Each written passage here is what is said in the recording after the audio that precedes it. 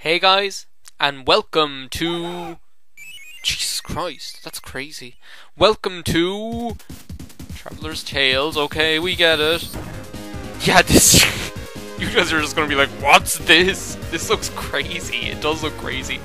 This is Sonic 3D Flickies Island, known as, I think, Sonic 3D Blast in the States. Yeah, see, Sonic 3D Flickies Island. And this is part of the classic SEGA Summer. Now, I'm telling you now, we never owned this game when I was younger, but I did rent it out, I'd say about 3 or 4 times. Flickies are mysterious birds. I'm not going to read that. If I LP this, I'll read it. Basically, this is like, there's another Sega game called Flicky, in which you play a bird trying to save smaller birds from cats, which is also a crazy game. I must do that for the classic Sega Summer or something as well. And this Sonic game, Sonic 3D, basically uses the Flickies as a premise for a Sonic game. It's just combining 2 Sega franchises. Interestingly though, it doesn't just take the Flickies as just some random character to throw into a game. It also actually takes the gameplay element of Flicky as well. It combines the gameplay element of Flicky with the gameplay elements of Sonic, which I think is really interesting. Yeah, okay, yeah, blah blah blah. We just have to save the Flickies, basically. And this is what I'm talking about. It uses the same... That blue one actually there, that's the Flicky I remember from the Flicky game. Yeah, for first zone. So, first of all, here you can see we're in 3D. The same kind of isometric, well, not isometric, it's just like the crazy 3D, like, it's kind of like Mario RPG, I suppose. It's kind of hard to control, I must say. I'm actually playing this on Sonic Mega Collection for the GameCube, and I must say the control stick actually makes it far easier to control. But it's hard to, like, aim jumps and things like that. There's a 1-up if you need it.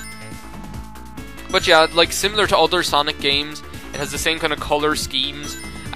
You go around, you jump on enemies, but this time, when the animals come out, you actually collect them. And this is where it takes elements from the actual Flicky game, because if any of you have played Flicky, what used to happen was... No, I don't think I wanted to go up there yet. What used to happen was you'd be a bird, and when you'd walk into a smaller bird that you wanted to save, that bird would then follow you, and you had to bring them to an exit door is what would happen. So, like, that's not even a 1-up, I don't know what that is. Okay, I don't know what to do with this guy. I presume... No, yeah, not that. There we go. And so that's why I think it's really interesting that it not only uses the Flicky character as a premise for the game, it actually uses the Flicky gameplay elements as a premise for the game as well, which I think is really cool. I don't know, you guys mightn't think it's that cool. This is actually, it's one of those really forgotten Sonic games. Do you know, like, there's some of the Sonic games are known by everyone regardless of whether they're a huge Sonic fan, like Sonic 1, 2, 3, Sonic and Knuckles, Sonic Heroes, I suppose, Sonic Adventure 2 Battle, all of them. Like, they're pretty much known by, like, lots of people that aren't just Sonic fans. Oh yeah, see, we got hit, so we lost the Flickies, and we have to collect them again. We actually have all of them now. And when you have all... We'll just pick up this shield. When you have all of them, you can go to a ring, and through the power of the Flickies, you can now teleport to the next part of the level. And the levels go on like this. It's actually...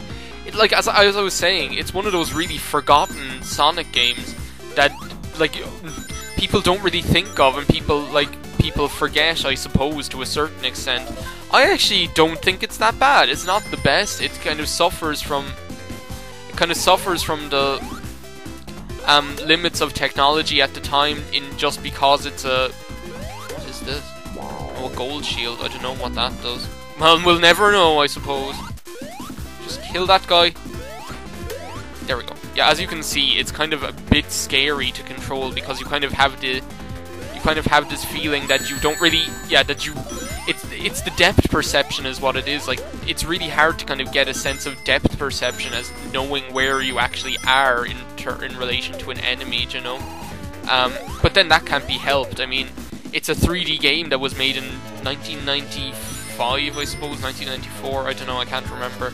Around that time anyway. We just need to find 2 more Flickies. And we're invincible now, so we should go and kill stuff. What am I doing here? What's up here? Yeah, there's some, like... You might have noticed there that the Flickies actually helped me collect that Sonic token. Like, I couldn't have collected that Sonic token with just Sonic. I needed the help of the Flickies to do that, which is another thing that I think is pretty cool. Okay, am I just going around in circles here? Oh no, there's somewhere over here that I haven't been yet. I am a friend that you have not met yet. So yeah, this is Sonic 3D.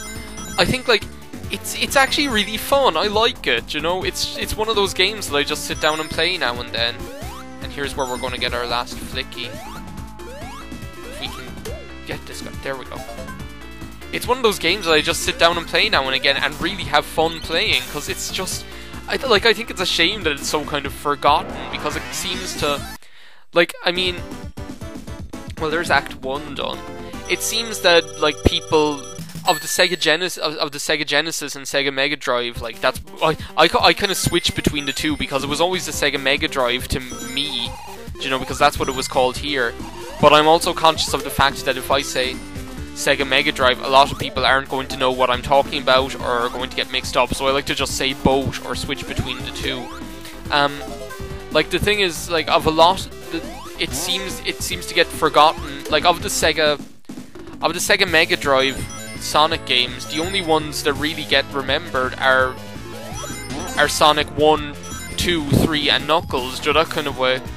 Might as well use this invincibility and put it to good use, kill some of these guys without having to worry about shooting into their balls. And now actually do we have all of them now?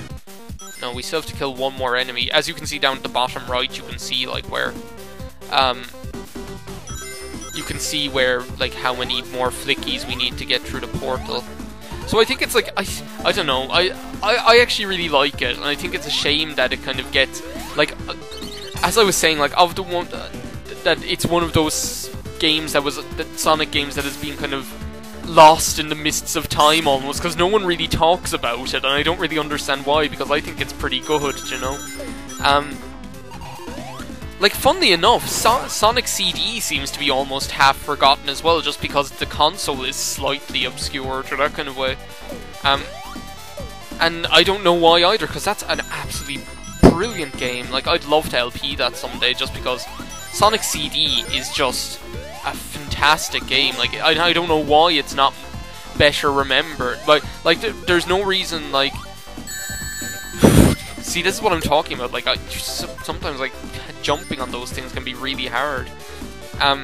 Oh, these guys. I never know how to deal with these guys, whether I should just, like, wait in the middle and, like, I don't know, like, that works. Ah! That's a bomb. You built a bomb? No, I didn't build a bomb. Do you know how many of these things come through the mail every day? I just kept one in case I ever needed it. Ah! That's not the way Sinbad says that line. I said that like a nutter. So yeah, we have 3, we need 2 more. I'm thinking of, like, doing this whole, like, level. That'll be kind of cool. I'm just, like, the reason I wanted to do this is for the classic Sega Summer is just because I think it's a pretty cool game.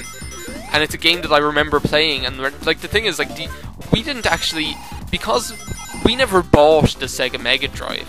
Like, we got it given to us by relatives, like, by,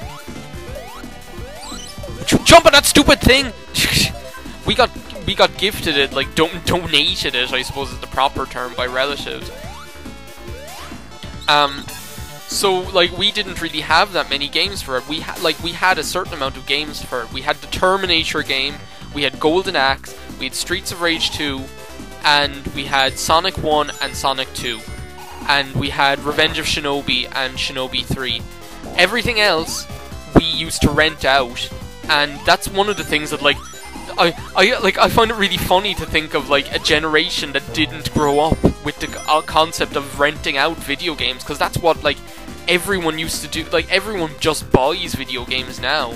But when I was growing up, like, we used to rent them a lot of the time. I mean, the thing was, it didn't really, like, a lot of games you couldn't save on, like, let's say Sonic 1 or Sonic 2, you couldn't save on them anyway. So, or like even on this game you can't save, so it didn't really matter whether you had it or not. You weren't going to be able to continue your file. So, like, we used to just rent out games, and as well, it was way cheaper than buying them. Like, games, games are actually, after getting far cheaper now these days than they used to be. Like, games used to be, like, as well, like, people just didn't have as much money, especially not in Ireland. That's why there are so few, like, vintage games shops here, is first of all because of a small population, and then second of all because people just didn't have the money for video games consoles, you know? Like, I remember, like, the first console I ever played was the Sega Mega Drive, but we didn't buy it, and it wasn't even the one that we got donated. Like, we actually... Is this the boss? Yeah, this is the boss. Like, we actually rented out the whole console, is what happened. Yeah, I don't know what I can't remember what you're supposed to do. I'm presuming you're just supposed to dodge them and then jump on him. Did that hit him? I don't know. Just wait for him to come down. I can't remember. There we go. That got him. I just got up on this high ground and jumped on him. Gonna get him this time. There we go. Yeah, so, like, I find it really funny to think of people growing up not renting out video games, because it was such a huge... Renting out video games was such a huge part of my childhood, do you know? Like, I rented this game out about 3 or 4 times and really enjoyed it. We rented... And that's another reason why... Like, the other way I never say Sonic 3 and Knuckles. Like, the other way a lot of people count them as one game, because that's really what they are. I always count them as 2 separate games, just because I played Sonic and Knuckles before I played Sonic 3, because we rented out Sonic and Knuckles. It wasn't until a bit later that I played Sonic 3, you know?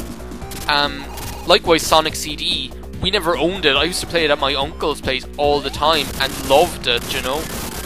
But I never owned it. As I say, the only games that I owned were Sonic 1 and 2, Golden Axe, Streets of Rage 2, Revenge of Shinobi, Shinobi 3, and, am I forgetting one? The Terminator. Everything else we rented out, including this game, which I am so glad to find. That's why I bought Sonic Mega Collection, so, like, I could play all these games that I used to just rent out, because all I have is Sonic 1 and 2.